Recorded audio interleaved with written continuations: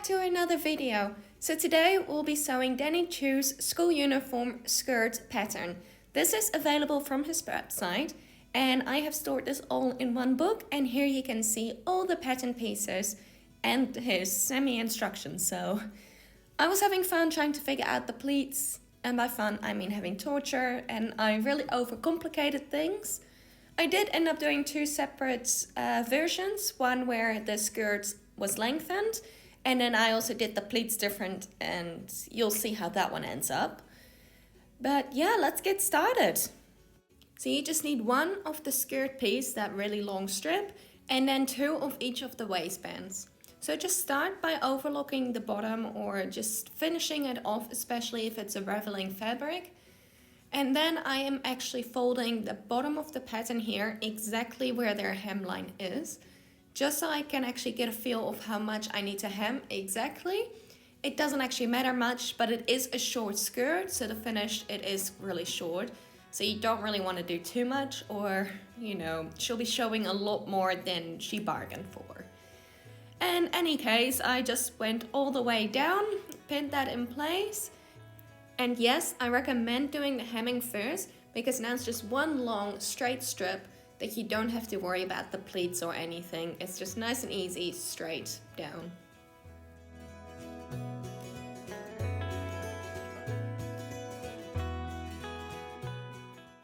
And I'm just gonna sew this with a regular straight stitch. Take your time, get it nice and straight.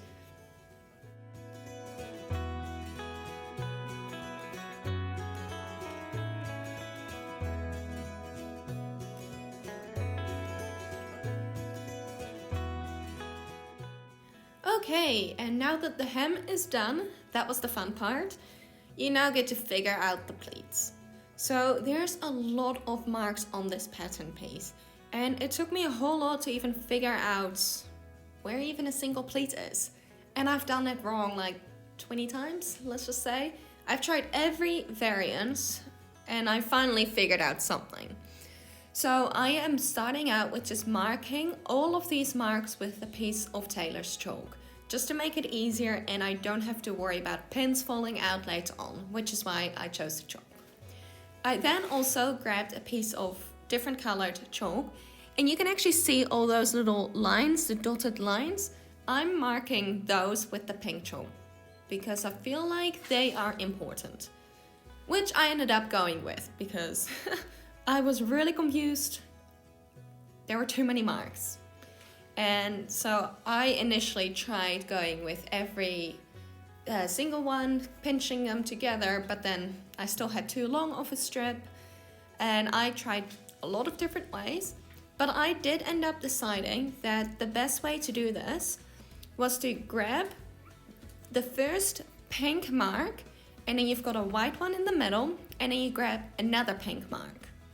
So that is how I ended up making these pleats.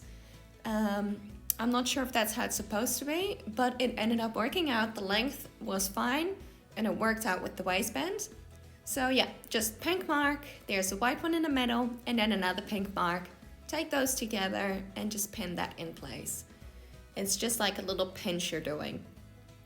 So taking those three and pinching that in place, just make sure you're doing it towards the inside, so towards the wrong side where your hem is.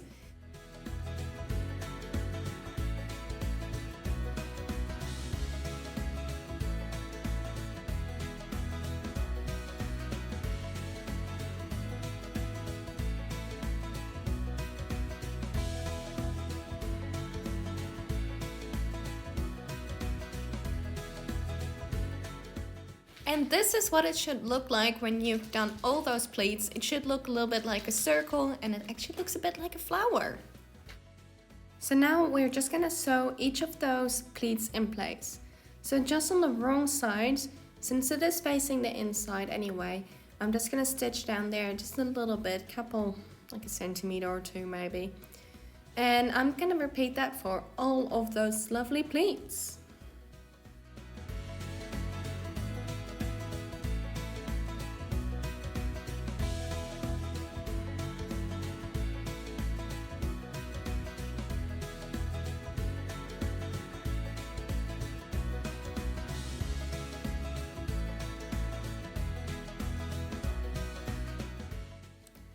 Alright, so now that it looks like this, it is time to give it a press. So first of all, I'm creating each of the pleats and just pinning them in place at the bottom where the pleat naturally falls with what I had just sewed. So this is quite important, and then you can actually do like a top stitching at the back later on as well to make sure it stays.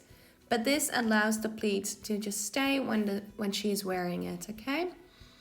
So yeah, just give that a good press with the iron. You can use steam. I have used that since I'm using cotton.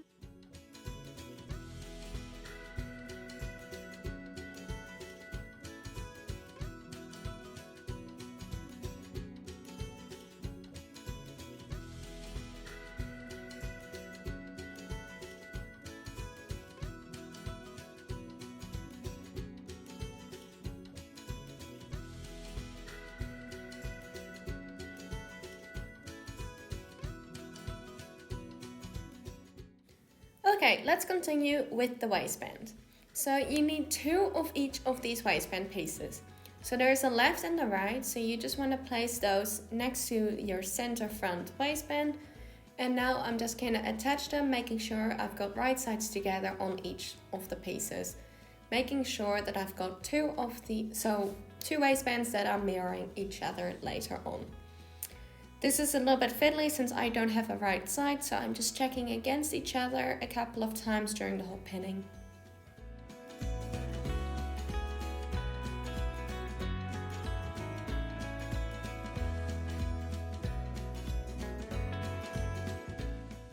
And this is what it should look like. I've also gone ahead and overlocked those edges there.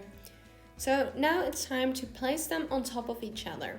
So what's going to happen is we're going to sew the inner curve and down the sides, but when you're sewing down those little sides, we're not going to go all the way to the end, just leave like a quarter or like a third of the way undone, just to make it a little bit easier with flipping it over later on. So here I am doing the sides that I was just talking about. Okay, so flipping it inside out, if you want you can trim that corner off to get a sharper corner. I'm pretty sure I did end up going back and doing that just to use it, and then I'm using a tool just to press that corner out. So for the curve, because it is pretty curved, I am just snapping into that just to make a few notches to relieve the tension when I'm turning it inside out so that the curve will remain. I'm also going to go ahead and pin this in place, so pinning the whole waistband. And this is because I'm going to take it to the ironing board and it's going to be less fiddly trying to turn it and press it at the same time. So definitely recommend just putting a few pins in there.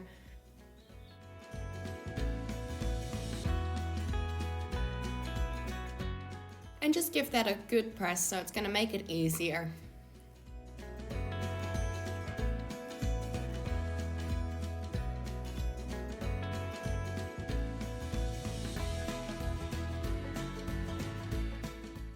Let's take the skirt part back because now it's time to attach that waistband. So I'm just flipping it over so I've got the wrong side facing me. And what I'm just doing here is just top stitching down the long edge all the way to the bottom, but just leaving a slightly open so it's not all the way at the bottom. So this is just to keep a really nice pleat in there that we've just ironed, and it won't fall open. And then I'm not doing it all the way to the bottom, not where the hemline is, so it will still fall nicely. So yeah, just do that all the way across. It's a little bit tedious, but you're nearly there now.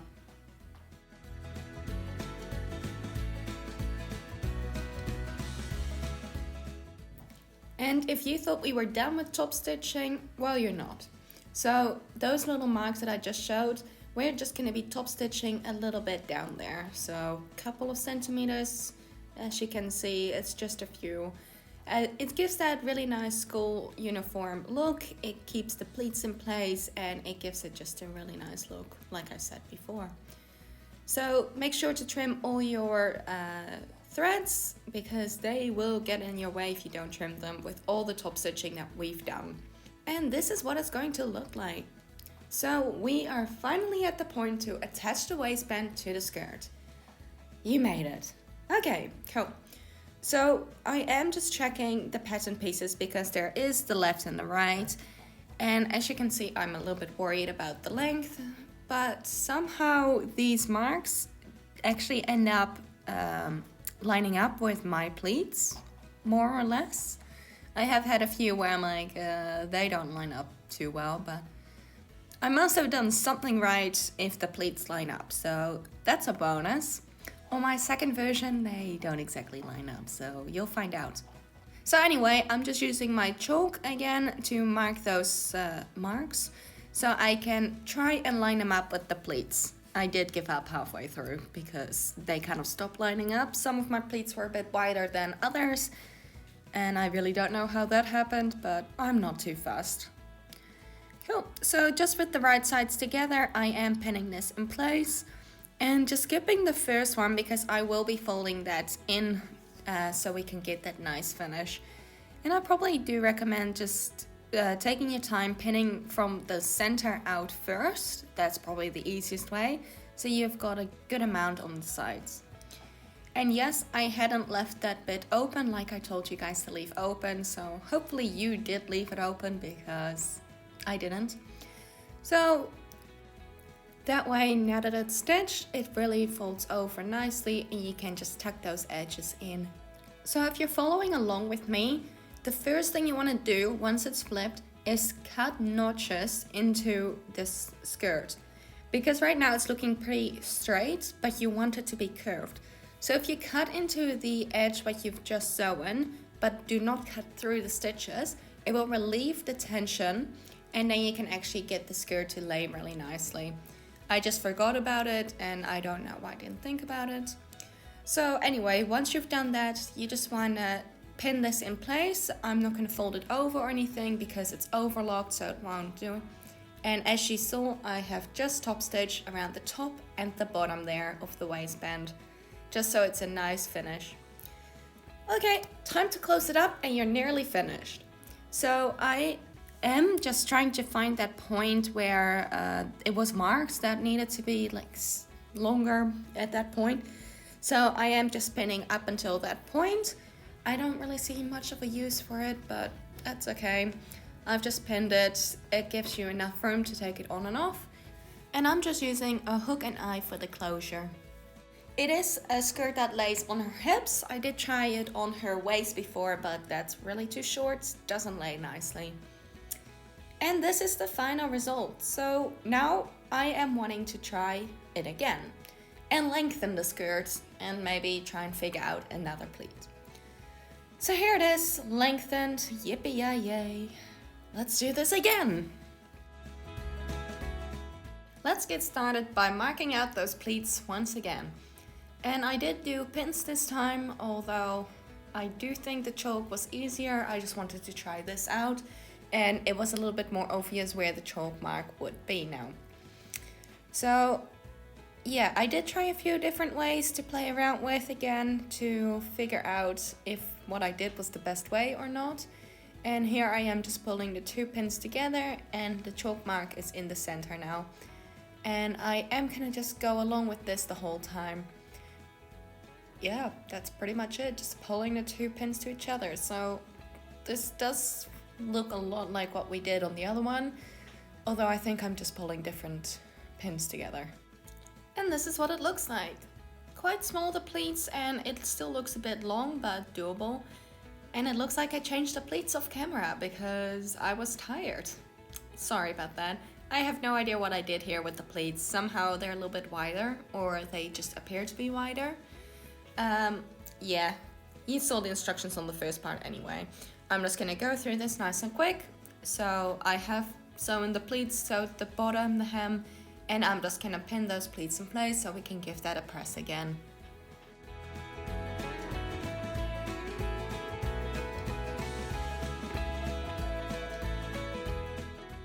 Time to attach the waistband once again. And it is at this point that I'm really realizing that it's too long.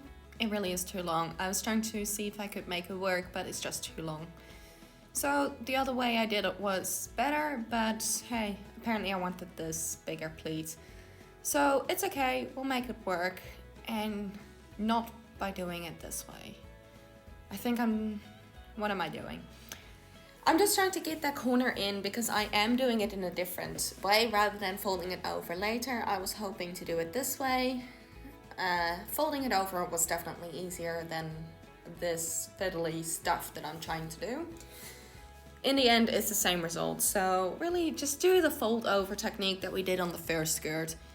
And I'm just gonna put all the pleats in and just keep going, folding that over. And eventually, which you'll see, I'll reach the point where I am running out. There you go. I have run out of waistband. So really the only thing I can do is cut it off. So that's what I'm going to do. I'm just gonna cut down where the pleat ends, just a little bit further, just for measure. And we'll just fold over whatever extra we have. I do recommend, if your fabric does fray, I do recommend just going back to the overlocker at this point, because you don't want this fraying. Anyway, and you just want to tuck that in the back. There you go. I have overlocked. I have given it another press, which actually really helped giving that second press, because that way the back there folds back into the place.